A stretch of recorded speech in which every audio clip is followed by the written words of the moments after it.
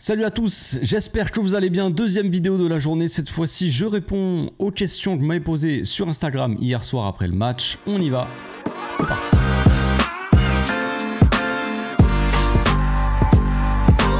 Au passage, n'hésite pas à nous rejoindre si c'est pas encore fait et à partager la chaîne autour de toi, ça fera plaisir à tonton. Bon, mon Instagram bug un petit peu, je sais pas pourquoi ça me le cheat automatiquement, donc je vais essayer quand même de trouver un petit peu les questions, j'ai un peu de mal. On commence tout de suite avec la question de Lucas qui dit « Salut Café, alors Fermin enfin titulaire, entre parenthèses presque indiscutable ». Alors... il y a beaucoup de questions par rapport à ça, beaucoup de questions par rapport à Fermin. Qu'est-ce qu'on doit faire jouer comme milieu? Quel milieu doit jouer même avec les retours de Pedri? Il y en a qui disent que Fermin Lopez est meilleur que Pedri d'un coup. Il y en a plein qui se posent la question, quel milieu on peut mettre en fait, même avec tous les retours, c'est-à-dire avec les retours de Frenkie, de Pedri, tout ça. Et Thierry est là. Je pense quand même il faut pas trop s'emballer non plus. Moi j'aime beaucoup ce que montre Fermin Lopez pour le moment. Mais les gars, Fermin n'est pas meilleur que Pedri. Pedri est le meilleur milieu de l'équipe. Il y en a presque, il y en a qui trouvent que c'est Frenkie, tout ça, pas moi. Dans l'intelligence de jeu, dans tout le côté créatif, Pedri est le meilleur de l'équipe. Ensuite, Frenkie a un rôle un peu différent. Mais voilà. Donc, est-ce que vraiment, si Pedri était là, on se passerait de Pedri pour mettre Fermin Lopez titulaire? Non, je ne pense pas. Fermin Lopez passe derrière dans la hiérarchie, derrière Gavi, derrière Gundogan, tout ça. Après, c'est très bien pour lui qu'il fasse des très bons matchs en l'absence des autres. Il faut bien qu'il y ait des gars qui soient là sur le banc. Rappelez-vous, la saison dernière, on avait du mal quand même. Quand il n'y avait pas Pedri, quand il manquait des joueurs, on avait Sergio Roberto ou même Franck Kessié qu'on mettait au milieu. Ils apportaient pas autant que les titulaires, tu vois. Et là, Fermin Lopez, dans le match en tout cas d'hier, il apporte vraiment quelque chose, tu vois. Vraiment, il fait des bons matchs. Et de là à ce que beaucoup de supporters se posent la question, est-ce qu'il faut qu'il soit titulaire indiscutable? La réponse est non pour moi. Faut pas abuser. Faut pas abuser. Maintenant, c'est bien qu'il soit performant, c'est bien qu'il fasse des matchs comme ça pour lui, pour la suite, pour la concurrence, pour tout ce que tu veux, sachant que quand on parle de Pedri, on parle quand même d'un joueur qui n'est jamais disponible, mais si jamais on avait Frenkie sur de disponible, si on avait quasiment tous les joueurs de disponibles, je pense pas que Fermin Lopez serait titulaire. Je n'y crois pas. Et je ne pense pas non plus que ça soit la solution. Enfin bref, voilà pour mon avis sur la situation. Ensuite, question de Thomas qui dit: j'ai beaucoup aimé la première mi-temps, mais j'ai senti qu'on avait peur en deuxième. Ouais, je pense pas qu'on ait... Non, je trouve pas que l'équipe a vraiment peur, mais je trouve que l'équipe, elle s'est pas donnée à fond, quoi, en fait. Elle est déjà passée à autre chose, c'est bon, on a plié le match, c'est bon, tranquille. Tu vois, le Shakhtar paraissait pas du tout dangereux en première mi-temps et l'équipe s'est déjà dit c'est bon, on a gagné le match, tu vois. Donc c'est pas une question de peur. Et puis après, quand on a pris le but, là d'un coup ils ont commencé un peu à stresser, pas à avoir peur, tu vois, mais vraiment ouais, à se dire ouais, en fait ça se trouve, attention, on va se prendre un autre but, on commence à être en pression. Bon voilà, c'est un peu bizarre ce qui s'est passé, mais je trouve pas qu'on a eu peur en deuxième mi-temps en soi. Je trouve qu'ils étaient trop suffisants les joueurs surtout. Ensuite, question de à son boss qui dit il va falloir combien de mauvais matchs de Romeu pour que Xavi ouvre les yeux. Je pense que ça peut prendre un peu de temps, ça prendra probablement peut-être autant de temps aux supporters aussi de comprendre que on n'a pas trop le choix sur le terrain, enfin sur tu vois, dans l'effectif je veux dire, pas trop de joueurs disponibles, donc tu vois, d'un autre côté est-ce qu'on a le choix vraiment de mettre Romeu? Pas vraiment. Et ça, les supporters n'ont pas l'air de le comprendre. Soit ils ne le comprennent pas, c'est un peu dangereux pour autrui et même pour la sécurité de soi-même. Mais il y a aussi peut-être certains supporters qui ne veulent pas le comprendre parce qu'ils veulent pointer du doigt Xavi à chaque fois. Mais concrètement, dans le match d'hier contre Shakhtar, tu veux mettre qui? Alors...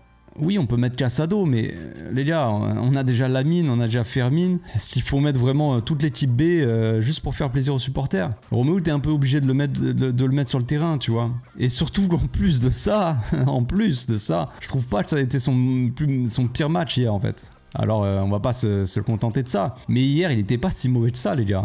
Je crois qu'il faut vraiment regarder les matchs. Éviter de tomber sur un gars parce qu'il a perdu la balle. En fait, je pense qu'il y a beaucoup de supporters qui prennent aucun recul en fait et qui basent leurs sentiments sur les joueurs par rapport à tout ce qui s'est passé derrière. C'est-à-dire que Ferran Torres, s'il va louper une occasion, il y en a, ils vont dire... Il y en a un hier dans les commentaires, il m'a dit... Ferran Torres, Romeu et Marcos Alonso ont été catastrophiques et c'est absolument pas le cas. C'est absolument pas le cas. Marcos Alonso n'a pas fait un mauvais match hier. Certes, il est lent, il va pas dribbler, il va pas percuter sur son côté, mais c'est comme si tu demandais à Ter Stegen d'aller dribbler aussi. À ce moment-là, c'est pareil. Marcos Alonso, c'est pas du tout son profil. Son profil, ça va être d'un gars sûr qui va pas perdre les ballons, qui va être sur son côté, qui va jouer intelligemment, en retrait s'il faut jouer en retrait, s'il faut centrer, il va tenter le centre, mais c'est pas un joueur, c'est pas Baldé, tu vois. Tu peux pas comparer Marcos Alonso et Baldé en disant ah, Marcos Alonso, il a pas couru aussi vite que Baldé, alors il a fait un mauvais match. Non, faut arrêter 2 secondes, faut ouvrir les yeux un petit peu, faut regarder le match. Ferran Torres, hier, il a marqué un but, il a pas fait un match exceptionnel, je dis pas le contraire, dans le contenu, tout ça, voilà. Mais il a pas été dégueulasse, loin de là. Il a marqué un but, il a fait une passe décisive, Ferran Torres, et il y en a encore qui sont là à dire il a fait un match catastrophique, genre. Donc c'est-à-dire qu'en fait, pour faire un mauvais match, parce que il y a le catastrophique, c'est vraiment le pire que tu peux avoir. Ensuite, t'as mauvais, ensuite t'as moyen, match moyen, ensuite t'as match correct, match bon, tu vois, et très bon match, masterclass, tu vois. Donc là, il est plus bas. Catastrophique. Il a mis un but et une passe D. Catastrophique. Alors qu'est-ce qu'il faut pour qu'il ait un bon niveau, un niveau correct, moyen, tu vois. Il aurait fallu qu'il mette un triplé, un quadruplé. Faut arrêter 2 secondes. Les gars, moi je veux bien être sympa, 5 minutes, mais tu peux pas dire Ferran Torres parce que depuis qu'il est là, il y a un problème. Ferran Torres, on le sait, il est pas au niveau, tout ça du club, ok. Mais tu peux pas dire qu'il a fait un mauvais match. Et Romeu, c'est pareil, les gars. Faut arrêter 2 secondes, faut arrêter 2 minutes, lâcher son agenda, ouvrir les yeux, regarder les matchs en fait. C'est pas parce que Romeu il est catastrophique depuis plusieurs matchs. Hier, il a fait un mauvais match parce qu'il a perdu 1 ou 2 ballons, frère. Il y en a un, il m'a dit sur Twitter, ouais, Romeu, il a perdu des ballons, n'importe quoi. Mais tout le monde perd de ballons. Quand Cancelo, il dribble, il perd des ballons, on va pas dire qu'il a fait un match catastrophique. Je compare pas Cancelo et Romeu, faut arrêter de m'apprendre pour un imbécile aussi. Mais faut arrêter 5 minutes, ça. C'est un peu relou ça, franchement. Et les gars, faut prendre du recul, faut arrêter de regarder ce qui se dit à droite à gauche, faut avoir son propre avis, ça serait intéressant aussi d'avoir une réflexion derrière, de regarder vraiment le match et de dire ah, Romeu il est à chier depuis qu'il est arrivé peut-être, ou en tout cas depuis quelques matchs, mais là son match il est correct. Eh oui, ça arrive. Peut-être qu'il est nul. Peut-être qu'il est bidon, qu'il n'a pas le niveau pour jouer au Barça. Mais quand il fait un match correct, il faut le dire, il a fait un match correct, sans plus. On va pas lui donner un ballon d'or, les gars, lui donner une médaille, lui donner les clés de Barcelone ou du stade. Non, on va pas aller jusque là non plus. Ensuite, on a Tony Stelly qui dit Lamine pas bon malgré son envie. Je trouve pas. Ça c'est pareil, je comprends pas trop. Il y a eu quelques commentaires, pas beaucoup, je sais pas, mais certains qui ont dit ouais, Lamine Yamal depuis certains matchs il est pas bon. Je trouve pas, moi, je trouve qu'il a fait un bon match. Encore une fois, hier il a dribblé. C'est le gars qui dribble, qui réussit le plus de dribbles en Ligue des Champions. Pas des moins de 16 ans, des moins de 20 ans, non. C'est le mec en Ligue des Champions qui réussit le plus de dribbles pour l'instant. Il a 16 ans, le gars. Il réussit le plus de dribbles et c'est lui qui récupère le plus aussi de ballons par match dans les 30 mètres adverses, c'est-à-dire le plus haut sur le terrain. Voilà, hier il a dribblé encore, il a fait des dribbles, il a fait des différences, mais il va pas porter l'équipe non plus les gars, mais je trouve absolument pas que Lamine Yamal a fait un mauvais match hier. Pas du tout. Je comprends pas trop le truc sur Lamine. Il est moins bon depuis quelques temps. Il est peut-être fatigué, mais en soi, je le trouve pas moins bon. Il est peut-être un peu moins exceptionnel, moins brillant. Forcément, quand il démarre et qu'il est tout frais, il va faire des dribbles, voilà, quand il y a toute l'équipe à côté aussi. À côté de Lamine, il y a Ferran Torres, et voilà, il y a pas Lewandowski, tu vois, par exemple. Il a Cancelo à côté de lui, mais à côté de lui, pas très loin, il a Fermin Lopez, qui est excellent, mais c'est Fermin Lopez, c'est 2 jeunes, ça manque un peu d'expérience. Il y a Romeu, tu vois, il n'y a pas non plus l'équipe complète à côté de Lamine. Ça peut jouer aussi sur ses performances, tu vois. Peut-être que s'il fait une passe et que Lewandowski va marquer derrière, on va dire oh, Lamine Yamal a fait un match excellent, alors que s'il fait la même passe à Ferran Torres et que Ferran Torres loupe par exemple l'action, tu vas dire ouais, Lamine vite fait, genre. Non, je trouve que Lamine a été très bon. Ensuite, on a Ilias qui dit tu trouves vraiment que Félix joue bien en ce moment, il est pas mal, mais on l'a surcoté, je crois. Non, je trouve pas qu'il est surcoté. Je trouve pas qu'on le surcote. Après, on a tendance à s'enflammer. De toute façon, dans la commu, dès qu'il y a un truc, là c'est pareil avec Fermin Lopez. Il a été excellent hier soir. Et puis d'un coup, titulaire indiscutable. Où on se demande s'il va passer devant. Il y en a qui disent ouais, il est meilleur que Pedri, il est meilleur que Gavi. Ou il a fait un match excellent. Mais tu vois, ça c'est la commu. On s'enflamme tout le temps. C'est comme ça. C'est enflammé pour Lamine et maintenant que Lamine il est sur un rythme plus régulier, tu vois, il va moins être flamboyant, d'un coup Lamine il est moins bien. Je sais pas pourquoi, mais c'est comme ça. Après, Félix, moi là, hier je l'ai pas trouvé excellent. Il a pas été mauvais, tu vois, mais il a pas vraiment brillé. Mais contre Bilbao, par exemple, il a fait un match excellent, Félix. Pour moi, c'est l'homme du match. Il a été partout, il a fait beaucoup de passes intéressantes, des actions, il avait fait un poteau, une barre, je sais plus. Mais non, Félix, il a fait un très bon match contre Bilbao. Et puis même avant, il a été aussi excellent. Maintenant, est-ce qu'il y en a qui s'enflamment? Oui, peut-être, mais je trouve pas qu'il soit surcoté, Félix. Ensuite, il y a Yanis qui dit, Yanis, fan de Rafinha, je précise parce que ça correspond à... Ça, j'ai déjà expliqué tout ça, mais le fanatisme de joueurs aussi t'aveugle un petit peu et te fait voir des choses que...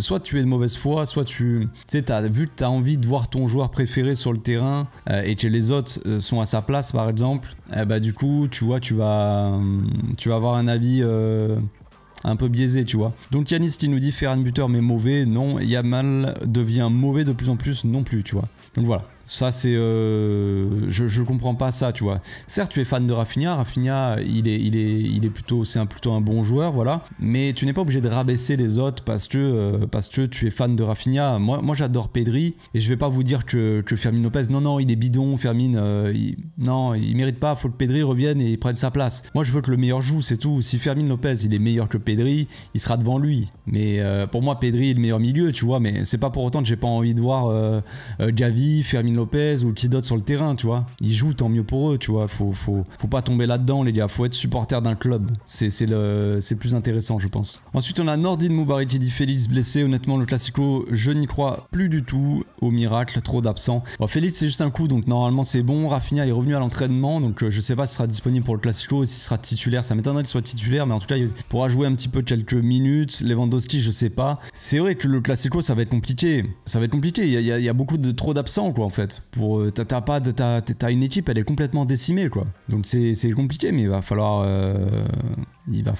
jouer le match, quoi, de toute façon. Donc il y a Gil Manzano aussi qui a été désigné arbitre, les gars, si ça vous intéresse. Si vous avez pas si vous avez loupé un peu le truc, c'est marrant. Ensuite on a Juninho qui dit il faut savoir louer les qualités de nos joueurs, même avec tous ces blessés, ils continuent de gagner. C'est vrai que on gagne, c'est ce que je disais contre Bilbao, je crois, le match après Bilbao ou avant, je m'en souviens plus, mais c'est toujours c'était après, je crois, dans le débrief ou alors dans l'analyse le lendemain. Mais c'est vrai que, encore une fois, bon, après le Shakhtar, c'était pas aussi compliqué. Logiquement, vu la première mi-temps, on a quand même dominé. Pas forcément avoir une maîtrise totale du match, mais on a bien dominé. Mais oui, on continue à gagner. On continue à enchaîner. Jusqu'à quand ça va durer, je ne sais pas. Est-ce qu'on va se prendre une grosse claque dans le Classico? C'est quelque chose de possible, les gars. La saison dernière, au match aller, c'était au Bernabeu. On avait pris une grosse claque. Après, on s'est relevé. Mais voilà, c'est une possibilité. C'est une possibilité. On a l'avantage d'être à domicile, mais ça va être dur. Ça va être dur. Mais en attendant, on gagne les matchs. On gagne les matchs pour le moment, ça tient. On verra. Ensuite, question de Wizalak qui dit est-ce que tu comprends le fait que Xavi ait sorti Fermin et laissé Romeu? Je trouve ça dommage. Oui, je le comprends. Romeu un physique plus développé, donc peut-être est plus solide, plus endurant que Fermin Lopez, qui court beaucoup plus, en plus de ça, qui a un jeu beaucoup plus explosif, donc se dépense plus, donc est plus fatigué. Voilà. Et Xavi l'a sorti pour l'économiser, parce qu'il sera probablement titulaire dans le Classico, tout simplement. Je pense. Après, si tu me dis, il a sorti Fermin, il a laissé Romeu, et Romeu est titulaire dans le Classico, par exemple, et Fermin est sur le banc, là, je vais te dire, je comprends pas trop. Mais logiquement, moi, ce que je comprends là-dedans, ma réflexion, c'est que Fermin, vu le match qu'il fait, en plus il se dépense beaucoup, il était assez fatigué à la fin, il l'a sorti pour l'économiser tout simplement. C'est aussi simple que ça. Ça me paraît pour moi c'est une évidence. Maintenant après, je sais pas, oui c'est dommage que Fermin n'ait pas joué tout le match, mais le but c'est d'économiser les joueurs pour qu'ils soient en forme. Donc là on joue dans 2 jours, on joue samedi après-midi. On a 3 jours entre chaque match, les gars. Le but n'est pas que le joueur reste sur le terrain juste pour lui faire plaisir. Le but, c'est de bien gérer l'effectif, tu vois. Et là, Xavi s'est amélioré par rapport à la saison dernière. La saison dernière, il laissait les joueurs sur le terrain. Des mecs comme Pedri jouaient 90 minutes alors que des fois, il n'y avait pas besoin. Ça servait à rien, tu vois. Là, Fermin Lopez, il a fait un bon match. Il est sorti, c'est pas grave, on s'en fout complètement. Moi je m'en fous, j'en ai rien à foutre qu'il soit sorti. Moi ce que je veux c'est qu'il soit en forme dans le prochain match, c'est tout ce que je veux. Ensuite on a Justin qui dit Romeu ne peut plus jouer de match sans perdre la balle. Alors je vais un petit peu revenir là-dessus. un peu plus calmement que tout à l'heure. Si on regarde les ballons perdus dans le match, voilà, ça c'est juste pour montrer à quel point, parce que après me sortez pas, oui mais faut pas comparer les milieux, Roméo il apporte rien machin, on me parle de perte de balles. Si on regarde les pertes de balles, si on veut jouer comme ça, si on veut jouer au con, parce que moi quand on joue au con je suis le meilleur là-dedans. Donc si on regarde les ballons perdus, on voit que Gundogan a perdu 11 ballons, Fermín López a perdu 13 ballons, et devinez combien de ballons a perdu Roméo. Il en a perdu 4. Voilà. Il a perdu 4 ballons. Par exemple, on regarde João Cancelo, il a perdu 20 ballons. C'est Roméo qui en a perdu le moins. Araujo, par exemple, qui est un défenseur qui a moins de chances de perdre le ballon que Roméo, qui est milieu de terrain, il a perdu 13 ballons. Inigo Martinez, il a perdu 6 ballons. 2 ballons de plus que Roméo. Marcos Alonso, il en a perdu combien? Il n'a pas perdu beaucoup de ballons, je pense, lui. Vu que c'est Marcos Alonso, ça va le critiquer. Ouais, Marcos Alonso. Ah, il a perdu 11 ballons quand même, Marcos Alonso. Lamine Yamal, après les attaquants ont plus tendance à perdre les ballons que les autres quand même. Lamine Yamal a perdu 18 ballons. Ferran Torres a perdu 13 ballons. João Félix a perdu 12 ballons. Donc, si on regarde dans la globalité de l'équipe, celui qui a perdu le moins de ballons, c'est Roméo. Alors, on peut dire que Roméo est quelqu'un de lent, ça c'est clair. On peut dire que Roméo n'a pas le talent pour jouer au Barça, peut-être. On peut dire beaucoup de choses, que Roméo, voilà, il fait pas de passes, machin, il fait pas de passes très risquées, machin, mais au final, quand on dit ouais Roméo il est nul, il perd trop de ballons, Roméo est celui qui a perdu le moins de ballons hier dans le match. Il en a perdu 4. Voilà.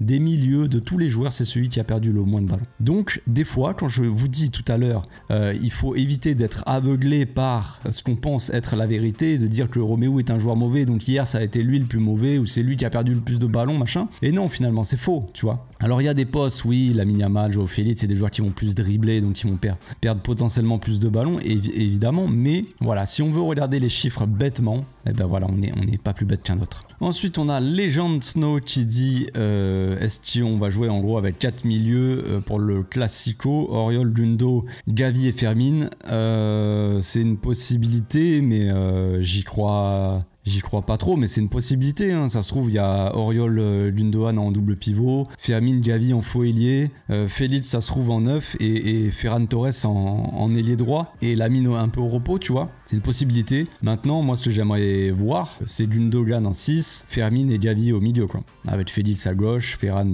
en 9, pas le choix, et Lamine Yamal à droite non plus, c'est pas le choix non plus. Voilà, c'est comme ça. Ensuite, question de Eli qui dit, est-ce que on est au niveau pour jouer l'Europe, les gars? C'est pareil, il faut arrêter de... Ça, c'est pas la culture de l'instant, mais on peut pas donner... Je peux pas vous dire là, non, on n'a pas le niveau pour jouer l'Europe. On a une équipe, quand on regarde l'équipe, les gars, on a... Inigo Martinez, certes, il a fait un bon match, mais c'est censé être une doublure. Marcos Alonso à gauche, c'est pareil, c'est un remplaçant. Fermín López, Oriol Roméo, Gundogan au milieu, c'est pas le milieu type. Et en attaque, n'en parlons pas. Lamine Yamal et Ferran Torres, je suis pas sûr qu'ils sont censés être titulaires. Normalement, on part plus peut-être avec Rafinha, ou en tout cas Lamine Yamal peut-être en rotation avec Rafinha, et un Lewandowski devant, c'est un peu plus solide, tu vois. Là, on a quasiment une équipe B. Et alors, la question, est-ce qu'on est au niveau pour l'Europe? Avec cette équipe-là, je vais pas vous dire qu'on va gagner la Ligue des Champions, les gars, mais si on a l'équipe type, on a l'effectif au complet, un maximum au complet. Disons qu'il y a juste Pedri qui est absent toute l'année. Disons que Pedri n'est pas là. Si on a Frenkie, si on a Koundé, si on a Lewandowski, si on a Rafinha qui sont un peu plus en forme, qui sont au top, j'aurai pas la même réponse. Et toi, frérot, tu poseras peut-être même pas la question, tu vois. Donc, j'ai pas de réponse à te donner. Voilà. Ensuite, on a Jojo qui me demande pourrais-tu expliquer vite fait les différences entre nos milieux de terrain, Gavi, Pedri, Fermín, Gundo? Vite fait, je sais pas, hein, je vais essayer de faire ça en rapide, là comme ça. La différence entre les milieux de terrain, Gavi c'est un profil plus travailleur, on va dire, qui est plutôt bon dans la construction, mais pas autant que Gundogan par exemple. Gundogan c'est vraiment un joueur excellent dans la construction du jeu, aussi normalement dans la créativité proche de la surface, mais là actuellement c'est un peu plus compliqué. Il est obligé de toute façon de redescendre un petit peu au milieu pour faire le jeu. Donc Gundogan c'est un joueur qui va fluidifier le jeu, un joueur qui va être intelligent, qui va lire le jeu, les appels, et qui va avoir une qualité de passe comme on l'a pu voir contre le Shakhtar, qui a vu Fermín partir, qui fait sa petite passe au-dessus de la défense. Gavi ça va être un gars plus travailleur, plus gratteur de ballon. qui va se donner, qui va mettre beaucoup d'intensité, qui va être utile dans le contre-pressing, dans le pressing. Fermin Lopez, c'est un dynamiteur du milieu de terrain. Il y en a qui comparent Fermin Lopez à Gavi, mais Gavi, c'est plus dans le style défensif, finalement. Il va être plus travailleur pour récupérer des ballons, et Fermin, plus travailleur, il va être il va mettre de l'intensité, mais plus dans les attaques, tu vois. Que Gavi, ça va être plus dans la défense. Gavi, quand il a le ballon, il court pas comme ça, il accélère pas le jeu, il va pas dynamiter le jeu, tu vois. Il va plus essayer de poser, de faire une passe, tu vois, tranquille. Mais par contre, quand il a pas le ballon, Gavi, il va y aller, il va rentrer dans le joueur, il va lui marcher dessus, il va tout faire pour récupérer le ballon. Il va tacler avec sa tête, voilà. Fermin Lopez, ça va être un mec qui, offensivement, va vraiment dynamiter le truc et qui a une qualité de frappe aussi exceptionnelle. Tous les deux ont un bon pied gauche, tu vois, pied droit, pied gauche, mais Fermin, il a un profil un peu plus offensif. Pedri, ça va être plus un joueur qui ressemble à Gundogan, je trouve. Évidemment, ils n'ont pas les mêmes qualités physiques, tout ça, mais ça va être plus un joueur cérébral, Pedri. Un joueur très fin techniquement, qui va vraiment des qualités, mais qui va être un gars qui va lire le jeu mieux que personne, on va dire, au milieu. Puis après, t'as Frenkie, qui va être un joueur qui est un peu plus complet que les autres. Au final, le joueur le plus complet de l'équipe, c'est Frenkie, pour moi. Il n'est pas meilleur, entre guillemets, que Pedri, je dirais, techniquement, dans la qualité de passe, tu vois. Il n'est pas plus fin techniquement que Pedri, mais il est beaucoup plus complet, en fait. Il va être complet, il va être très bon défensivement. Enfin, défensivement, non, il n'est pas si bon que ça, Frenkie, en soi, défensivement. Mais il a un gros volume de jeu pour couvrir les espaces et tout ça, il va revenir. Et puis, il se donne, des fois. Là, il était un peu nonchalant depuis qu'il est arrivé, mais là, défensivement, il est quand même beaucoup plus agressif cette saison, en début de saison. Et il est toujours intelligent aussi. Il a cette qualité aussi que pas grand monde a dans l'équipe pour perforer, casser les lignes de pressing à balle au pied, en percutant, en portant le ballon. Il va être aussi très bon pour garder la balle, pour éviter de perdre des ballons, tu vois. Il va avoir la qualité technique aussi, une qualité de passe dans les petits espaces où il va arriver à jouer en une touche, à être bon, tu vois. On a vu un Roméo par exemple hier qui fait un 1-2 avec Fermin, il hésite 2 secondes, il veut lui remettre à Fermin et il fait une passe à côté, on perd la balle et il y a une action derrière du Shakhtar. Tu vois, ça n'arriverait pas à Frenkie, tu vois. Donc voilà, voilà à peu près pour les différents profils. Je sais pas si j'ai été très précis, mais bon, c'est à peu près quoi. Question de Olivier pour finir, qui dit: Hola frérot, top perf de Fermin peut-il chambouler la hiérarchie comme Lamine? Force à toi. Merci pour la force frérot. Je pense pas que Fermin, comme je disais tout à l'heure, je pense pas qu'il faut s'enflammer, je pense pas qu'il changer la hiérarchie. Maintenant, il y a aussi des questions de est-ce que Fermin peut vraiment s'imposer en l'absence de Pedri? Oui, concrètement oui. Maintenant, est-ce qu'il peut changer toute la hiérarchie? Je pense pas. Pas pour l'instant. Là, à l'instant T, je veux dire, si Pedri retrouvait sa forme et retrouvait un physique normal, Fermin ne serait pas meilleur que Pedri en soi. L'expérience de Gundogan, tu peux pas mettre sur le banc et mettre Fermin Lopez devant, sauf si Gundogan est catastrophique, tu vois. Là, tu serais obligé. Oui, à la limite, tu vois. Mais Fermin ne peut pas passer devant Gundogan. Gavi, il est trop important aussi pour le milieu dans le pressing. On le voit, notre pressing, on a du mal. Alors, si en plus de ça, il nous manque Gavi, c'est encore plus compliqué. Donc voilà, c'est compliqué. Par contre, il peut changer un minimum la hiérarchie dans le sens où Fermin apporte vraiment à cette équipe. Roméo n'apporte pas vraiment à cette équipe. Du coup, tu mets Fermin sur le terrain et tu fais un choix. À ce moment-là, Gundogan, tu t'en sers comme dans les derniers matchs de 6. Tu vas pas absolument mettre Roméo sur le terrain et Gundogan devant, tu vois. Tu te dis, ben, on a Fermin qui devant peut être aussi performant, donc on n'a pas besoin d'avoir Gundogan aussi haut, tu vois, il peut jouer plus bas. Alors le problème, c'est Gundogan, c'est pas un gratteur de ballon, c'est pas un joueur très rapide non plus. Il y en a qui ont tendance peut-être à l'oublier, mais si on a Gundogan en 6 et s'il y a des grands espaces derrière nous et qu'on doit faire des replis défensifs, les gars, Gundogan, c'est pas le joueur le plus rapide non plus. Il est peut-être légèrement plus rapide que Roméo, mais s'il doit courir après les joueurs, il sera pas non plus c'est pas Frenkie. Frenkie, il est très rapide, très athlétique, très puissant, tu vois. Voilà, je pense que j'ai fait le tour, les amis. Je suis claqué, 2 vidéos dans la journée, ça fait peut-être beaucoup. On se retrouve demain pour l'avant-match du Classico. Voilà, on se retrouve demain. D'ici là, portez-vous bien, passez une très bonne soirée. Ciao.